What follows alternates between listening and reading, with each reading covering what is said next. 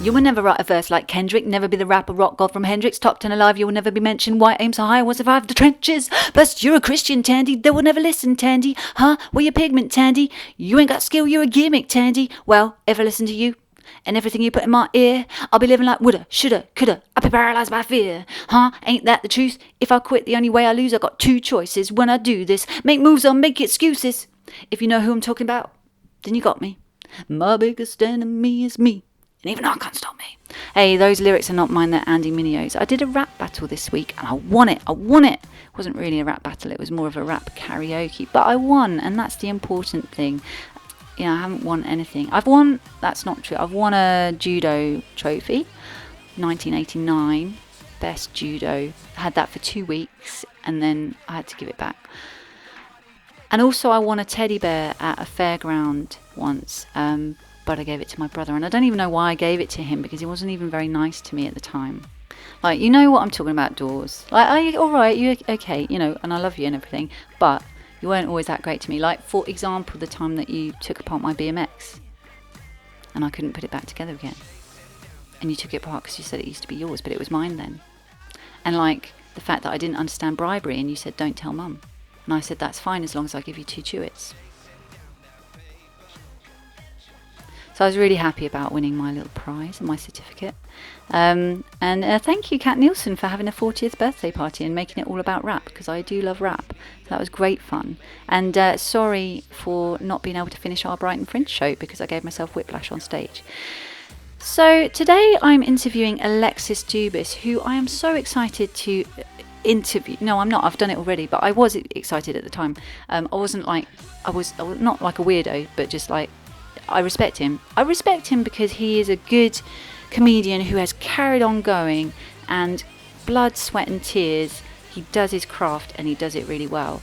And the first time I saw him, he was on, what was it? It was TV is what it was. I was in my house and I was doing something else. He came on the TV and I had to stop what I was doing, and I had to, has my accent changed? I've just heard myself. Can't remember if I've said this before, but I have no structure with my accent. I don't know what my accent is. So if you're thinking like, she didn't sound like this in the first podcast, I'm sure she was much more RP or something. I don't know. Anyway, Alexis Dubus, amazing comedian, character comedy. So he does this Marcel Lucont character. That's the one I saw on the TV. And I believed it. I totally believed in it. I was just like, this French guy is hilarious. And I didn't even really question. It was before I did comedy, so I think I was a bit naive to it as well. But I was just like, yeah, brilliant. Then, very fortunately, when I started doing comedy, my friend Paul Corenza was recording a podcast in at the Bill Murray Angel. And so when I got there, he was like, hey, can you buy drinks for my friends? And so I bought drinks for Tony Law and for Alexis and for Stephen Colgan. Colgan, is that how you say it? Who used to write for QI, lovely guy. And it was a lovely night, and Rob Thomas was there and he read out one of my jokes, I think, so that was cool. I felt like I had purpose in London, which is exciting because I used to hang about there and not have any purpose at all. So yeah, so I'm so glad that he's agreed to meet me again. He probably didn't remember me from that time, so that might be why. But when I interviewed him downstairs at this venue a few months ago, I did expect there to be chairs and tables downstairs. But what was actually there when I got there was a little river with a boat on it. And so I was like, okay, I'll go with that. And Alexis was fine because he does improv. So what I'm trying to say is, when you hear like little noises like, it's not my bad sound recording, it's the oars on the side of the boat. I did totally eliminate the sound of the water though, because you can isolate sounds and remove them, but it does diminish the quality of the recording. So just so you know that, and that it wasn't bad sound recording. Okay. Here's Alexis Dubus.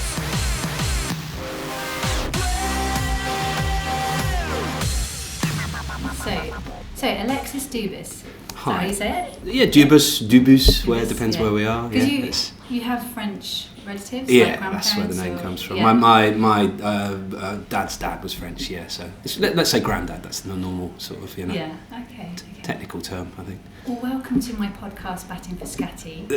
You're welcome, it's good to be on it. You've just got back from a couple of gigs in Brussels? Yes, in Brussels, yeah. How did that go?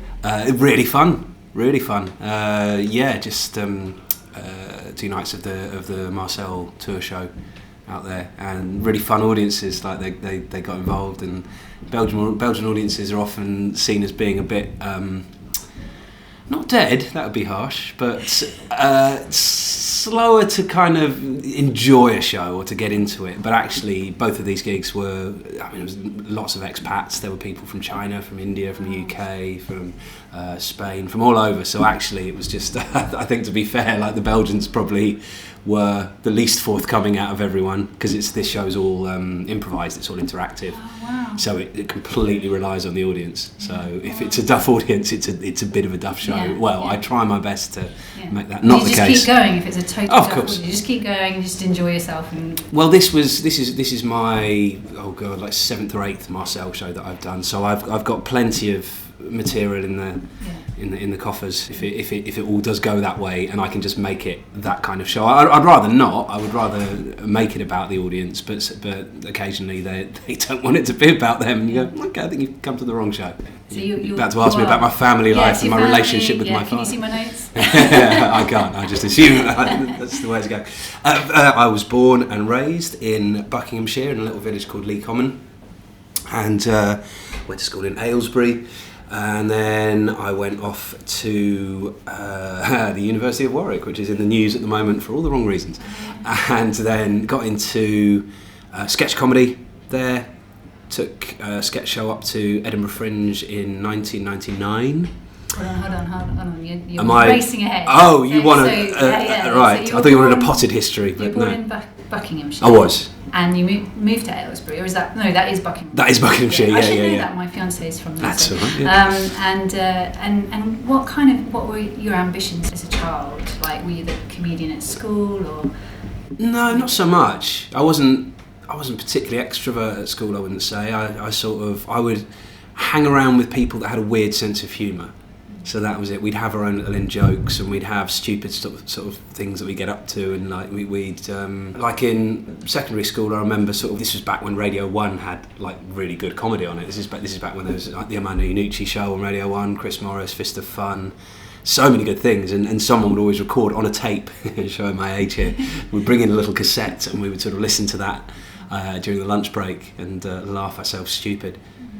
And what about TV influences, comics that you might have seen? TV influences, my father, I suppose, brought me up on Monty Python, Tony Hancock, the two Ronnies. So sort of reading into that, you can take my love of puns, my love of surrealism, and my love of, I suppose, more morose comedy as well, and the sort of more dry, deadpan kind of style.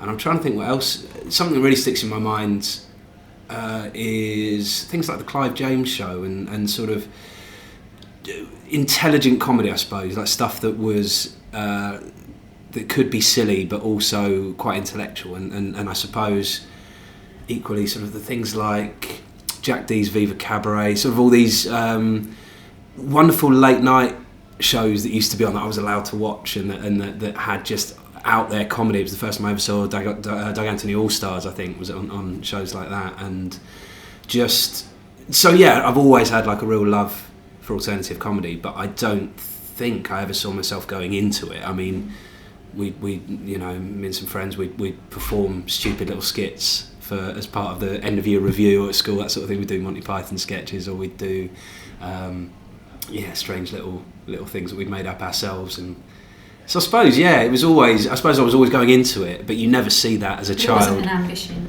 Well, I don't think so. I mean, it's terrifying. I'm 40 now, and you see these like 21-year-olds coming onto the scene, or even younger, who just have this ambition, like it was what they always wanted to do, and it's great in a way. But I don't think when I grew up, it was seen as being that sort of viable career path. I always admired these comics, and I always loved watching them, but I don't think I ever pictured myself on that stage until until I went to uni, I suppose, and started doing the sketch thing. So you went to uni to do, was it psychology and something? It was philosophy and psychology. Yeah. And so what then made you start performing when you went to uni instead of studying? But like I say, I'd already been doing sort of little bits here and there. I'd done amateur dramatics, and my best mate's dad had like an amateur dramatics group, which he would always obviously cast us in as little roles. And then I went to Aylesbury Grammar School, which basically didn't even have a drama course. It was all we had was they would put on a play, but only because the German teacher there was really into his drama and into his into his acting, and so would direct the play and would put it on and kind of sometimes write it. And there was a tiny handful of us lot that weren't into sport or weren't into science or anything like that, who were just actively keen to kind of get on a stage. Yeah. So it wasn't. So it was, as I say, it was like a bit of a natural progression, I suppose. And then uni was a whole different world. It just opened up. Suddenly there were all these people who were actively into comedy and cabaret and theatre, and there were so many opportunities. So I chose that course because I thought it'd be interesting. I thought, and it was. I got a lot out of it, but it soon became obvious that was never going to be my career path. And I really, really developed a love for being on stage while I was there. Just getting involved with all the groups. There were 5 or 6 drama groups up there who'd put on all manner of different shows, experimental theatre, musicals, sort of stupid cabaret stuff. And I suppose our little group was born from that.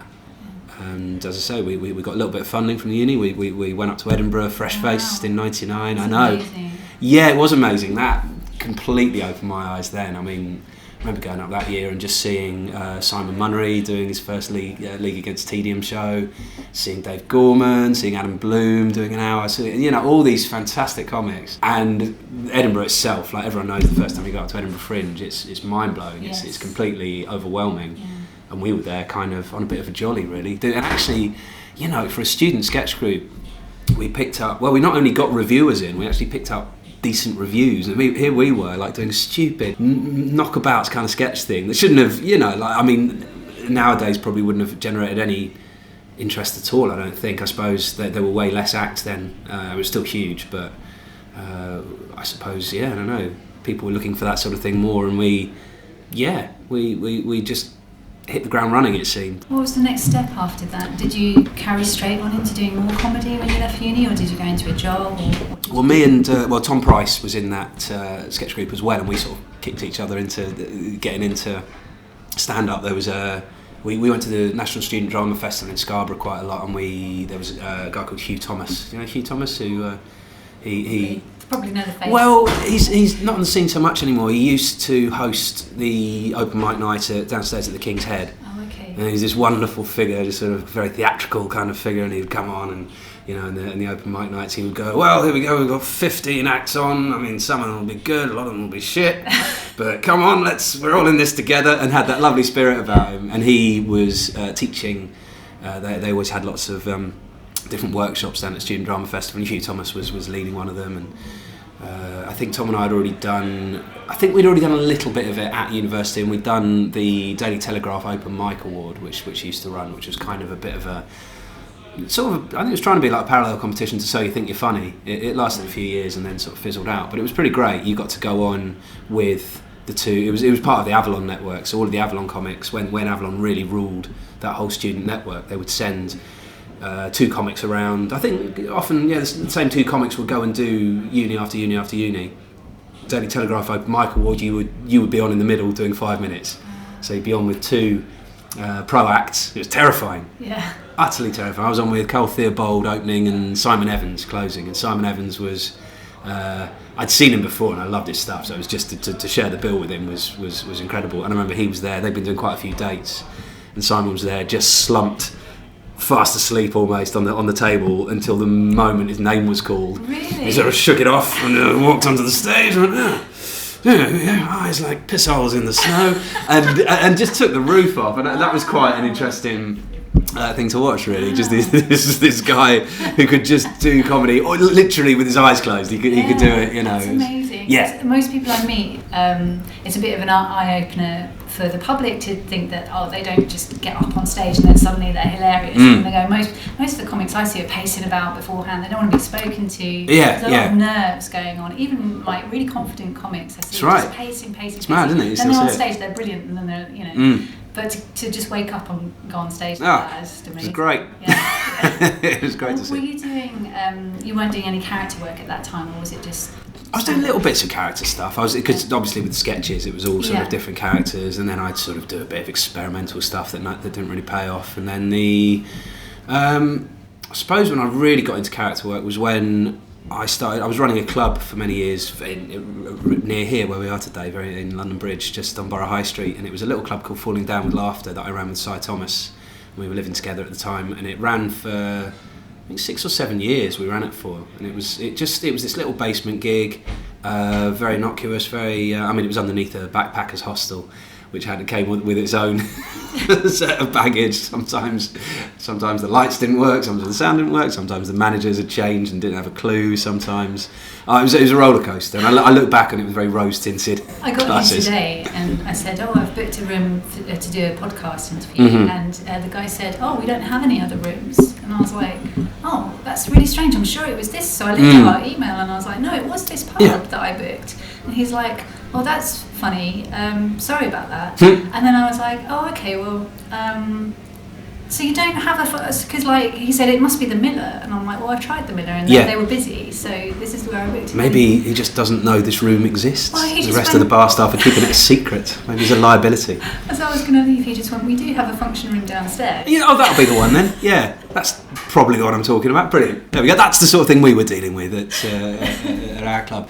But it was fantastic. We started it off as just a thing to get stage time, and it built and built and built, and we got ridiculous names there. We had Jack D, Michael McIntyre came down, Russell Brand, when he was first sort of getting into it, did a lot of his comeback gigs there, and then we started doing an open mic, we started doing an experimental night down there, which was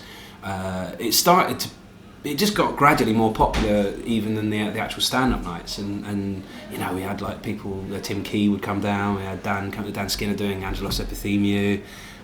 We'd have all sorts of the whole rule of it was that there was no straight stand-up, so it was all characters and musical and weird shit, and we originally got sort of guest MCs doing like Simon Brodkin as Lee Nelson would come down and host some for us.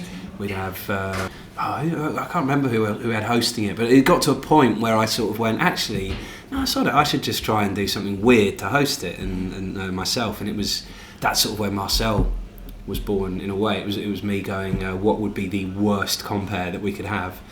And the answer was, someone who had no energy, who did not, because I'd done the open mic scene for a while then, and I'd seen my fair share of those sort of, the ones, the anti-compares, I suppose, that just kind of, it was that strange thing of going, seeing compares that bad that an audience couldn't wait for another act to come on. Yeah. So I wanted to kind of like inject that into it in a way, just to try and do something.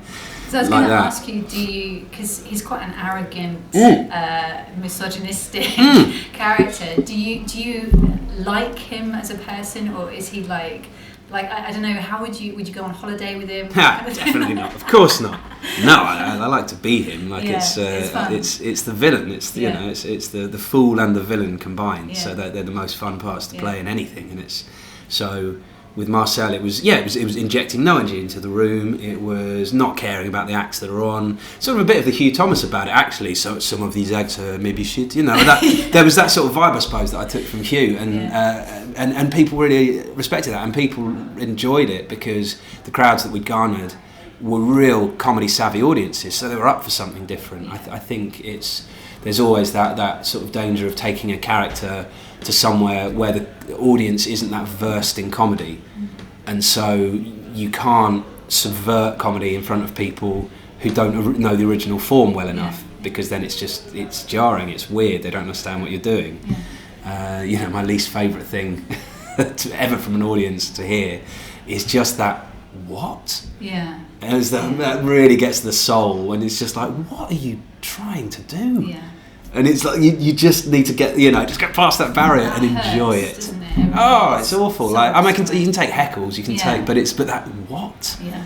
Like as if to say, have you thought this through at all? It's like, yeah, I have actually for quite a few years. And but isn't it weird when the same thing that you've done, that character, those jokes, somewhere else people are splitting their sides, laughing, and then you do it and you get that what expression on people's faces, and you might have someone you know come up to you afterwards and just go, the thing about comedy is that, But I think the thing is, I mean, if you're having those ones all the time, maybe it's time for a rethink. But you like to think you have those nice ones, the decent gigs, as that buffer against. Oh well, that was a blip. Yeah. Let's get back on the horse and. What I loved about something Fred said to me, I can't remember if it was on the podcast or off but he said he just enjoyed it. He enjoyed the stares. He enjoyed the kind of. He was having fun, and he didn't really care. And I kind of feel like I want to be like that. I don't want to have that awkward silence, and that I want to explain to them, well, this is why this is funny, and you're just not my kind of audience. And I want to just go, well, it doesn't matter, I'm having fun up here. Yeah, well, I suppose I'm like that. If there's a small group of people in a room that aren't getting it, who are enjoying it, that's great, that's fine, this is for you. But it's when that collective audience just goes, we don't know why you're here. I saw you deal quite well with the heckle. Did you? I think he said something like, as Marcel, like, well, if everyone else is laughing and getting the jokes, maybe the issue is with you. Oh, great. I stand by that. Where was that? Can you remember? No. It was on a YouTube video. So, it's that's the case. I think you get. I mean, sometimes a heckle put down is great, and you nail it, and you can kind of, obviously everyone has their little stock as well, the backup ones, but it's nicer to do it on the fly. And sometimes you don't even need a joke. Sometimes it is literally like, okay, you seem to have a problem with this, and look around you, everyone else is fine. So it's just facing facts. It's going, yep, that's maybe it's just not to your taste. Or maybe you're the one being a prick. Yeah, exactly. What was the next step from trying out this Marcel character and doing these shows there? What then led you to sort of keep going and taking him elsewhere? Well, the next step was writing material, because it was all improvised in the early days. It was just a compare thing, so all I had was the attitude and the suit and the roll neck. I have no idea what that noise is, by the way. That is the either gents or the female toilets hand dryer. I'm just hoping that they've not started Hoover just outside. I hope not. No, I think it's a hand dryer. At least it's good to know whoever just evacuated is maintaining cleanliness. Shall we wait? It might be a Hoover, actually. It's a very long. No, there we go. Okay. Yeah, sorry about that. No, it's all right. It's just a very hardy hand dryer. So, what was I saying? So the next step for me was taking it onto the circuit. I thought, there's something in this. I started to add a few jokes. I started to go back into old notebooks as well and look for material that, as me, might have been a bit too harsh or might have been not the right voice. And it was a really interesting thing to do, because you go, oh great, I knew that was a good joke, but it just had to be put in the right context. It had to be put in the right voice, and in this case it was me completely becoming someone different to make it work. And some of the original early jokes as Marcel, some of the ones that hit the hardest were the ones that never worked as me. So I think it's really important to always go back in your old notes when you've got a bit more confident, or when you've decided to completely change nationality. Yes. And there you go. Do you get people coming up to you and genuinely thinking that you are French?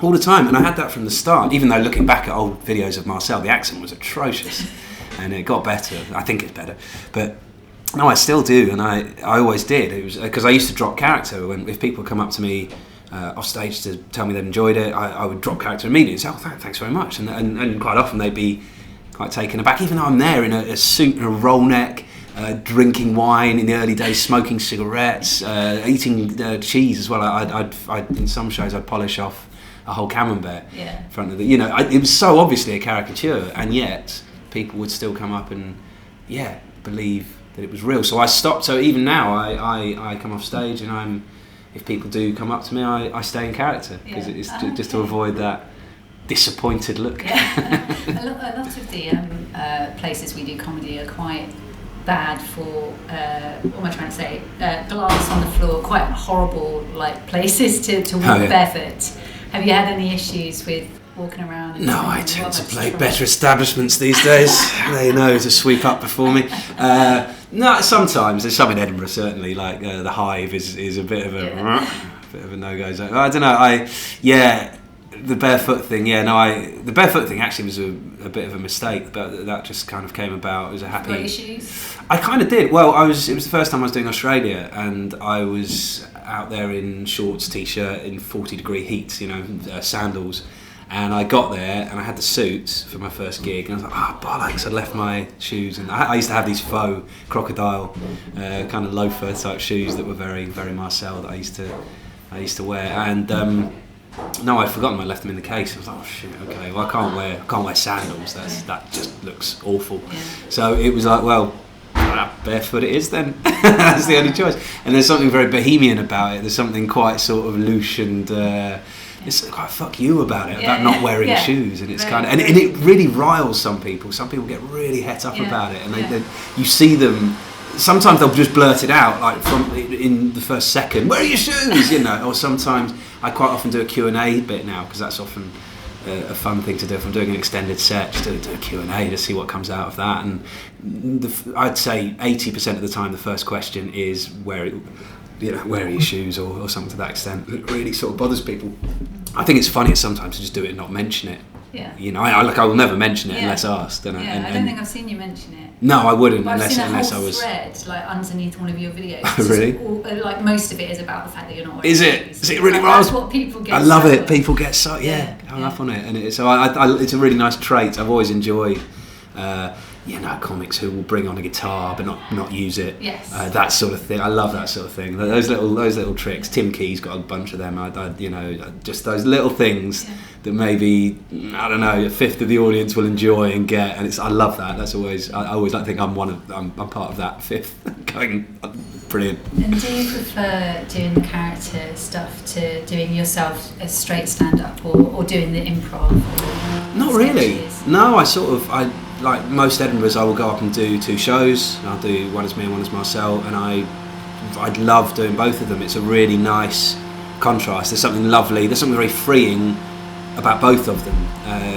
With Marcel, it's putting on that mask and sort of just playing the role, like I say, playing the role of the villain. That's super fun, that's very freeing, but at the same time, it's very nice to be on stage and just be yourself and just actually, chat to an audience in a natural way. It's kind of I don't really have a preference. It's really nice doing both. Have you had anyone come up to you and say that you're being racist in some way for taking the piss out of the French or anything like that? Well, I had a weird one. There was a few years ago in Melbourne. There was a strange review, really strange review of someone that didn't get the act at all. There was a year when Melbourne started to just get really sensitive to everything. And Australia is a fascinating place to do comedy anyway, because there's horrendous racism out there.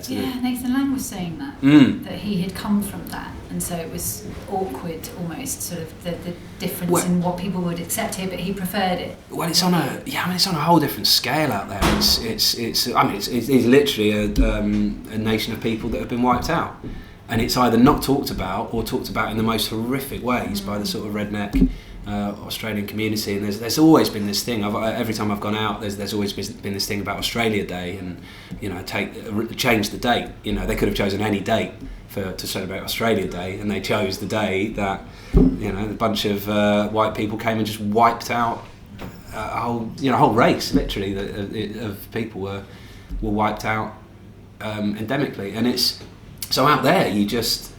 It's a touchy subject anyway, but it was a strange review, and it said, one of the things accused me of racism, and I immediately thought I'd said something that because I had like a few bits in there that were kind of subtly taking the piss out of and flagging up like the whole Australia Day thing about.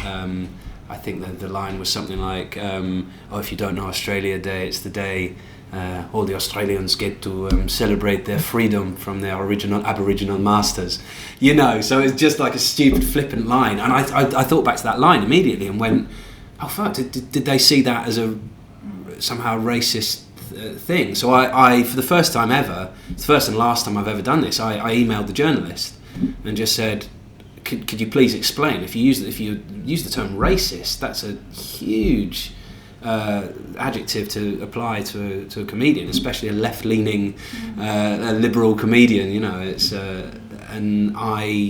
so I got the reply back, and it was apologising and saying, yes, oh sorry, by racist I meant towards the French. And I said, well, it's a caricature. It's kind of that's what it is. It's caricature, and also a fairly good point. I thought the French aren't a race. Yeah. you could say I'm being anti-French. You can say I'm being jingoistic, I suppose, but it's not. It's not. Racism is a huge slur to use against someone. Yeah. So she did change it. She changed it. She still didn't like the show, obviously, but she changed the article that sort of said, whatever, anti-French or something. And it's like, it's the first time I've ever had that, and I think it's the only time I've ever had that. Because Marcel, I've always thought it is a caricature, and it's a homage as well, because it's turning, especially in Britain, it's an outsider's view of the British, and it's the superiority of it, the absolute highest card in terms of the of superiority and of status. Yes, and it's an Englishman who is part French taking the mick out of the English. Well, it is, but I don't sell it as such. Yeah. I always sell it. It's never Alexis Dubus as Marcel Lucont, as Tom Binns does now. But if you were going to genuinely think that you as an actor were being racist, then you'd have to go back to that and go, well, hang on a minute. Sure. How could he be? Yeah, I still could be, but I like to think I'm coming at it from an intelligent point of view that's sort of playful as well. I think it's a playful thing. I mean, he is by his nature an obnoxious character, but in a playful way, in a clearly one character. That doesn't mean that all you're saying all French people are like this. This person is like it's a trait of certain Frenchmen, and I have so many people coming up to me afterwards saying, "Oh my God, I knew," people who know it's a character will say, "Oh God, I knew a Marcel. I was married to a Marcel. I've worked with a Marcel. I've been approached by many a Marcel in a Parisian bar." So he's not a likeable character, but that's where most of the fun lies in character comedy. You don't want it to be likeable. You want it to be a buffoon or an arsehole, an Alan Partridge, an Al Murray. It has to have that level about it. So then you started doing Edinburgh shows as Marcel, and so I did my first Edinburgh show was as me, was the show about the history of swearing, and that was my first step off to international festivals. That got picked up just all over the place, and that gave me a real insight into the whole international touring scene. So that was good, and I was lucky, I suppose. That was my first Edinburgh show, and that suddenly happened and took off. And then while I was out in Australia, I was testing out my first ever. It was like a 40-minute Marcel show in a wonderful little sweaty den on a rooftop at I think 10:45 at night. And God, it was fun. It was so hot, and I at the time I had a suit that I bought from Camden Market, and it was just the thickest kind of mostly wool kind of suit. It was it was so hot, and I had no change.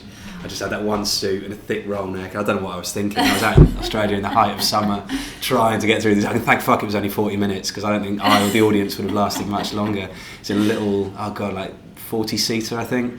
Tiny little space, and it was so much fun. It really was. And then I sort of took it, that 40 minutes became an hour the following, a few months later in August, and just there it was, and it was born. And I found myself doing the first show in Edinburgh, and then doing so many sort of guest spots in various things, which meant I was able to kind of expand the character a bit. I sort of, for that first show, I thought, well, it can't just be stand-up. It's so deadpan and dry and slow. And I thought also Marcel would have to be that Renaissance man. So there was poetry. I had an accordionist. I had dancing girls. I had the whole shebang. It was. I went balls out, and really just did the show that I thought Marcel would do. Poetry, songs, stupid little set pieces, and it was super fun. Was it that show that started getting noticed and invited to do spots on TV as well? Did that come sooner, or? I think it came soon after. Yeah, that was 2009, my first show, and actually it took a little while, I suppose. Yeah, it took a while, because I think with character comedy, it's very often not in fashion. like at the moment, I feel it's not really. It's maybe making a bit of a comeback, but it's these sort of things. You know, I mean, like even a few years ago, I was due to do. It was about 2 years ago. I was meant to be doing a Live at the Apollo audition, and they cancelled it the week before, saying no, we're not having any character acts now. Oh, that's crazy. Yeah, and you just go, maybe you just want to see it and Yeah. then make that decision, and it's like, no, fine. So it's that really weird thing of like, no, we're cutting off. This isn't comedy to us. Wow. So it's really interesting. So it's hard. It's hard to do character stuff sometimes. And for many years, I was put in the middle spot. You know, the little middle spot for prop acts or for or for weird shit or for character acts. When you And I were built running up. your comedy night with alternative comedy character acts and people coming, was that straight comedians going, oh, I've got a character I'd like to try, or is there a wealth of character comedians out there, or is there? Yeah, there were quite a few. I mean, it was back then. It was people trying out stuff. So Joe Wilkinson and Diane Morgan were doing their 2 episodes of MASH. They did the first ever gig as that down at our club, which we were sort of eternally proud of. Colin Holt doing his stuff. There was Simon Brodkin. We had Wilson Dixon, who's a visiting Kiwi actor at the time, who's still one of my favourite acts ever. We had musical acts, James Sherwood. We'd have just Andrew O'Neill would come down and do weird shit. Paul Foote would come down, and one time he just did a 25-minute set in an entirely made up language. We had Simon Munnery coming down and reading from his Sherlock Holmes memoirs. You know, it was fantastic. We had Phil Kay being Phil Kay. Why is it so hard for people to accept character comedy? Because I've had that in my little comedy that I do, where in my own town it's virtually impossible to do my stuff, and people get it. Well, I think there's character comedy sort of had a bit of a renaissance when there were lots of no offence, drama school graduates doing it. I went there, but I came out and said, so it's one of my least favourite things to see is drama school people thinking they can do stand up or thinking they can do character stuff. But not having the chops to kind of, it's clearly people who haven't gone to watch a lot of comedy. They've got all the confidence in the world, but can't write a joke for toffee. And it's like, it's so important to be able to structure a gag, even if it's not a gag, like a visual gag or something. Is so often they just go for that real lowest hanging fruit and just almost sort of variety kind of humour, which nothing wrong with that in its own context, but taking that into the alternative comedy scene, you've got to be a lot sharper than that. So I think there are still a lot of people that see character comedy as not being not having jokes, especially with TV. They like to have so many gags per minute, and it's a shame because that's not always the case. You look at someone like Milo McCabe doing Troy Hawke or any of his creations. You look at again Wilson Dixon. If you ever get a chance to see him, just superb, slow but really subtle jokes littered throughout. And I think for me, character comedies can be a lot more interesting and a lot more fun. Yeah. It's that bridge between theatre, cabaret, and comedy.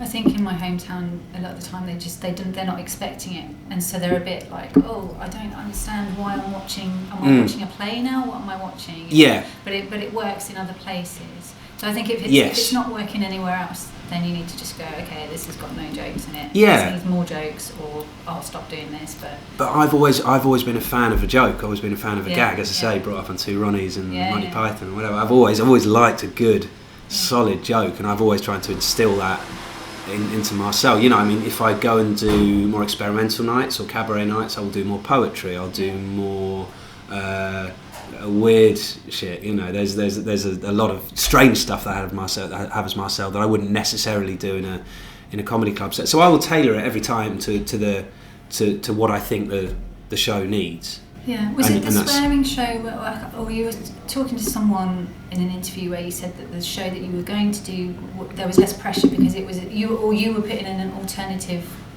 category or something like that. So it wasn't necessarily comedy. So then I see. Yeah, well, the stuff I do as me, I now put in the spoken word section. That's it. In Edinburgh, yes. Yeah. So that's because it's a bit more. The last 2 or 3 shows I've done as me have been.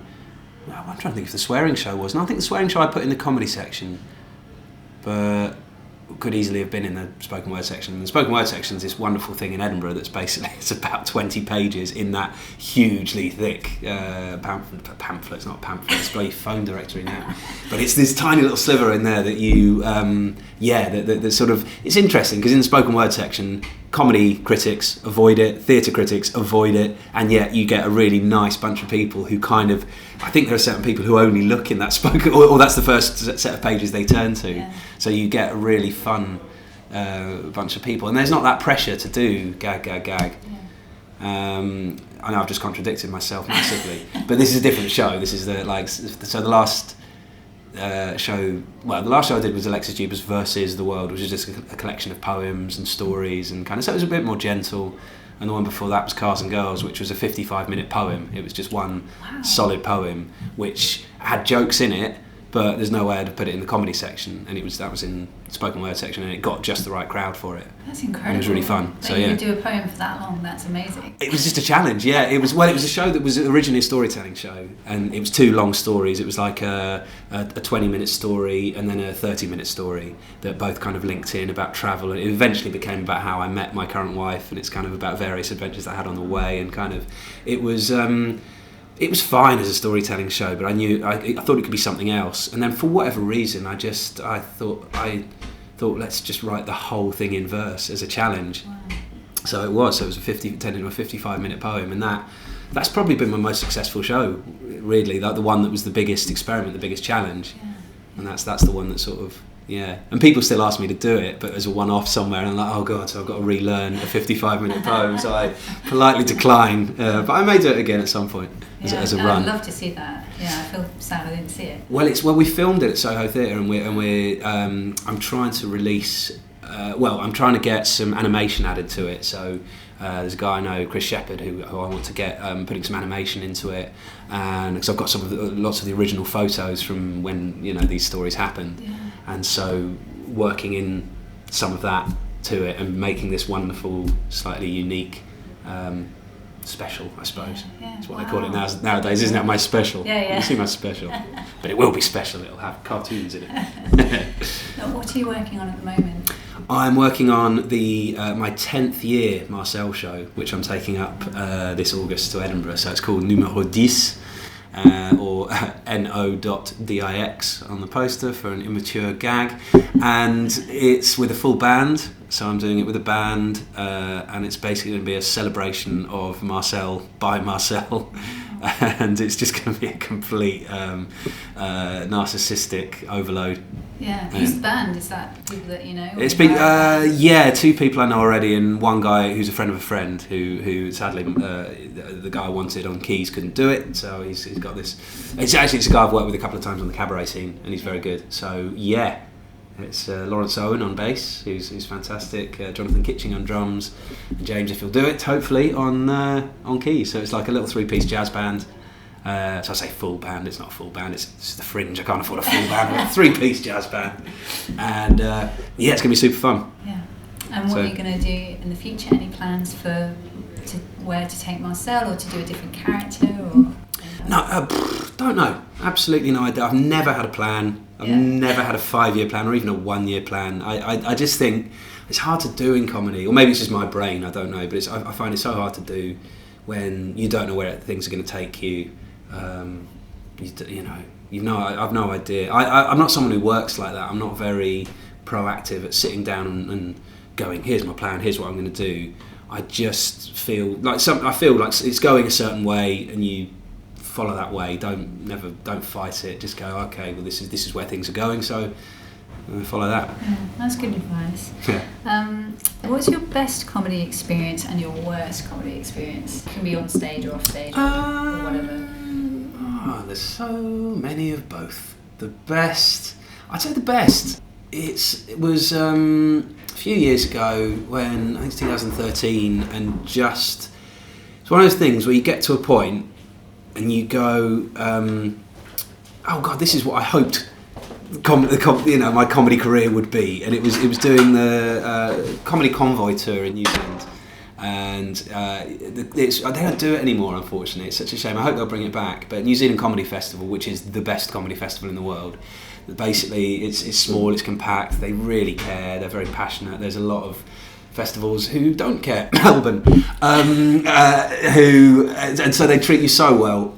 And the convoy was something they did for 2 weeks after the festival, and you go around with some local acts, some international acts, usually a host from Kiwi TV that will get all the people in the little rural towns along. Oh, I'll send this guy on TV, and it's so fun. And you bomb around in a little van. There's a wonderful manager called Felicity who now does all my tech in Edinburgh as well. She's great. She's a wonderful woman, and she manages the tour, sorts everything out. You just bomb around from place to place, treated like kings and queens. You get given, she'd call up ahead and go, oh, we're in Nelson tonight. I've called up this guy. He heard you coming into town. He's just giving you a gourmet yacht trip. Where you just sail around the harbour on a yacht, eating gourmet food, drinking crisp white wine in the sun. Then you go and play an opera house, full of really up for it people. It's brilliant. Sounds like a dream. Oh, it's a dream. It's so good. And so that for 2 weeks really, and just kind of eating well, drinking well, hanging out with great comics, and just the people there are so fun in New Zealand. And then when you start going further south, down there to these weird little towns, they're so bereft of anything down there, and they're so underpopulated, and they're just so happy for anyone to come in and entertain them, and they're lovely. And so that I think week one, end of week one, when we had a day off and a bunch of us were sitting around in beautiful sunshine on bean bags in an ornate vineyard, just drinking some of the best wine we'd ever tasted, and just eating, and we just all sat there going, beaming looks on our faces like the cats that got the cream, just going, This is what makes all those shitty dives we've ever played, all those gigs to 7 people in a basement venue with no mic, or lighting. Yeah. That's what makes all of that progression so worthwhile. Yes. Yeah. And now the worst. Damn it! I should have done worse first. The worst. There's a few. It's that what thing. It's that sort of is when people really. I mean. I was out at the Comedy Store in LA. I was coming back from. This was a few years before that convoy tour, but I'd done a week of shows out for the Comedy Carnival. I think this was a slightly different thing, but in New Zealand as well. Just a few dates around. It was me, Tapeface. Who else was on? Like a really good collection of people, just having a blast. And then did a TV spot. Got paid a lovely amount of money for it, and I saw the flights were coming back via LA. I was like, instead of just going back to London, would you mind if you changed the flight? And I just stayed, just did a night in LA, and then went back. And they're like, yeah, cool, yeah, we'll change your flights, great. And for that one night, I thought, wow, I better go and do Comedy Store. I'm going to play the Comedy Store in LA, and my God, they just stared. So I'd had this glorious week of just feeling like the absolute king of the world to go to this. I mean, I arrived at the Comedy Store, and the guy who I've recently found out has been fired quite a few years ago for fiddling the books or something. This guy was a notorious arsehole, and the door just going. I arrived and hi, I'm Alexis. Oh yeah, hi. And he looks at here's to do the show, and he looks at all these kind of, he's got pictures of Robin Williams behind the desk, and all these kind of Gary Shannon, all these incredible sort of comics that are played. And he goes, who's played here before, right? I was like, well, yeah, well, you know the standard then. I was like, yeah, I do, that's why I chose. Rude. Yeah, awful. So already I'm like, okay, you can go fuck yourself. Already I was in a bit of a bad mood from that, but I got up, and it was just, the crowd were terrible, the compere was dead behind the eyes, people were getting up and doing like Mexican material that the crowd were kind of really into, and it's just like, oh God. Probably Fred. Maybe. Not staring at you. Yeah. But I get up and I do my French thing, and they just, none of the gags don't land to the extent where I do a gag and there's just a pause and they're waiting for the punchline. It's like, no, that was punchline, next, just staring throughout the whole thing, and I come off stage to just like, and it just shows you, you're. I mean, I was going to say you're only as good as your last gig. That's not necessarily true, but you feel that way. You suddenly go, brought right down to earth. Yeah. And then also in the early days of doing Marcel, there was my first weekend at Up the Creek. Similar experience actually. Friday night, I had just had a dream of a gig, and then the Saturday night, I think England had beaten France in the World Cup, or no, in the rugby, I think. And I didn't even know this. I don't follow sport at all. I probably should have known that. But I came in, and there's just all these rugby guys in there in Up the Creek in Greenwich who had just been boozing all day. A whole pack of them who were just awful and just shouting throughout. And I recorded both of these gigs. And I have them somewhere. I don't know where they are. They're in some archive, locked away somewhere. And I think I wrote on the label for the Friday night was bon, and then the label for Saturday was mal, because it was it was just them shouting. They just by about 13th minute they were just, and you couldn't even hear over the microphone. They could have turned that up all you like. So there's, as people always say to me, Marcel is bulletproof, and it's not the case. Like, you can't. It's just a barrage of noise. Yeah. And I did my time because I thought that's what I needed to do. It's good that people say that though, because obviously that's the confidence they have in your character. Well, I guess, but it was awful, and so I left, and a guy squared up to me afterwards and was like really aggressive, like how much he hated it. It's like, well, to be fair, you couldn't hear it. Yeah. And I think I said something pithy. There was a bouncer had to kind of step in between us, so I think I said something in character. I stayed in character. It's so awful. And so it was awful, but I was shaking when I went upstairs to the dressing room. It was a horrible experience. And then the promoter, when it was Jane running it back in the day, she called me up the next day, said, "Oh, I heard you had a tough one. Look, if that happens again," she said, just walk off. You're better than that. Yeah. You don't need to do your time." And that was a lovely thing to say, because I was there going, fuck, I won't get paid if I don't stay on for another 5 minutes. And that was a long 5 minutes.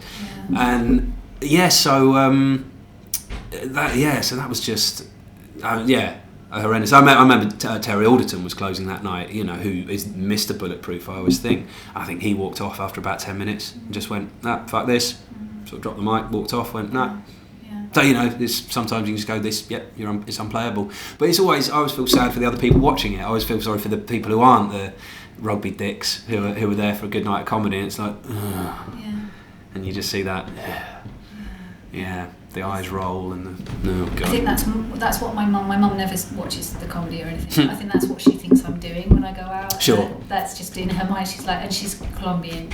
And all she said to me one day, because I was like, "Mum, you're so unsupportive," or it feels like that, and she was like, "Cadley, if I went to see your comedy, I don't know what I would do to them." She just thinks that it's constant barrages. Yeah, of people insults, often. but it's not really like No, that. people often do. I think general public believe that the comics get heckled a lot more than we actually do, or that it's is bad what it form, is. Isn't it? Like the MC usually sets it up as don't heckle the Totally. acts. They've spent time on this material. Let Absolutely. them do their punchlines. I mean, it's lovely when you get somewhere like the Store, and like the Comedy Store is so good with the bouncers. Like I was doing it at the weekend, and there was on the Friday or Saturday. I think it was on the Saturday. There were a group of 21-year-olds. Like all men on the front row, and everyone was like, "Oh, okay, let's see how this goes." But you don't, when you're at the Comedy Store, you don't have. This is Comedy Store London, by the way, not LA. The good Comedy Store, and you just know it'll be fine. They're there. They're a bit boisterous. They're that's that sort of person that can't laugh without also saying something afterwards to their mate. Nudging the mate, and. They're a bit rowdy, but then you sort of saw the two security guys who are fucking massive edging their way down the aisles.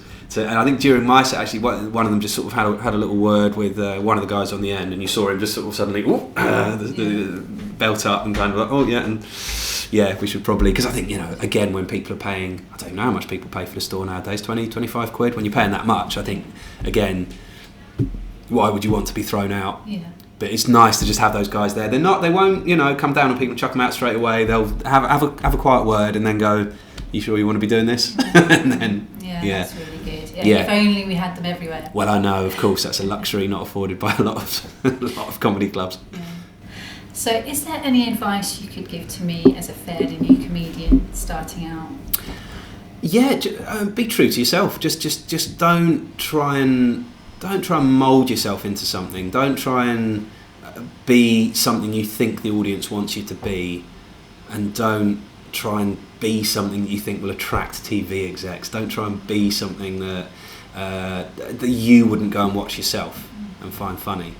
I think that's the most important thing. And it's that thing of cheesy that might be, it's finding your voice. It's like you will know when you found your voice, because it will feel effortless, and it won't feel like a monologue. It won't feel like you're pushing it. It will be, you'll be able to go on stage with the knowledge that you've got stuff filed away in little mental cabinets, and that you can go and take on an audience with, or you can go and take on any kind of audience. I mean, you're always going to get thrown every now and again. No one's ever finished comedy. No one's ever completed their kill the boss. yeah, that's right. No one's ever put their initials in at the end. It's an ongoing process for everyone.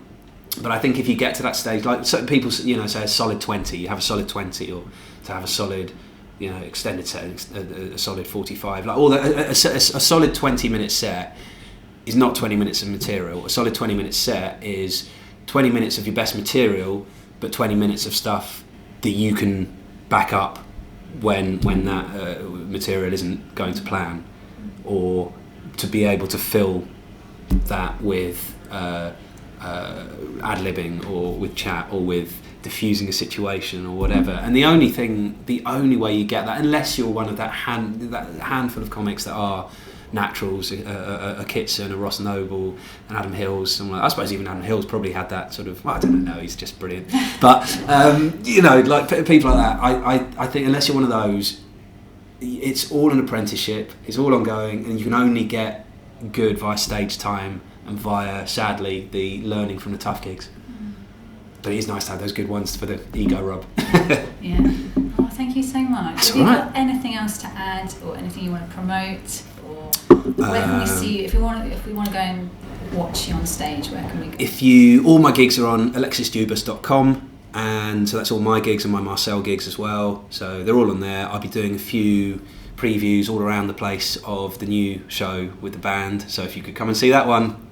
Musicians aren't cheap. That would be nice. Yeah. It's Marcel Lucont numéro 10. And my own podcast, I'm going to plug that as well. I do one called Spirits of the Fringe, which is sort of all of my favourite weird and wonderful fringe performers interviewed. And the last one I did was with a guy called Martin Sohn, who is an absolute inspiration, and who was doing the Fringe back when there were 4 performers doing Edinburgh Fringe. So that's a really good one to listen to. So Spirits of the Fringe podcast is, I think, if you like this, I think you'll probably like that. Yeah. Oh, thank you so much, Alexis. That's all right. Cheers. Cheers. Let's have a little satisfying. There it is. Thank you. See ya. Chasing down that paper, need a money maker. Spend my life looking for a discount. Now I thank God for that. Thank you so much, Alexis Dubus, for coming on my show. Please go and see him in Edinburgh. This is Tandy Houghton signing off. This is not her 7-year-old son. I have not taken over because the summer holidays have already killed her.